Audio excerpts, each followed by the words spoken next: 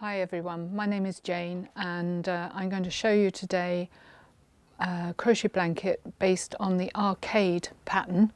There is the arcade square in my sampler stitch book, which some of you are familiar with, where there's 36 different patterns, and this is number 34, the arcade square.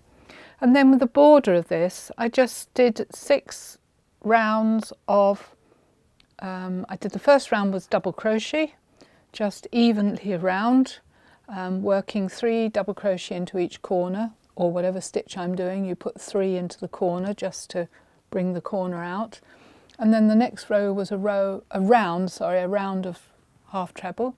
and then I went back to doing a round of double crochet and a round of half treble, and I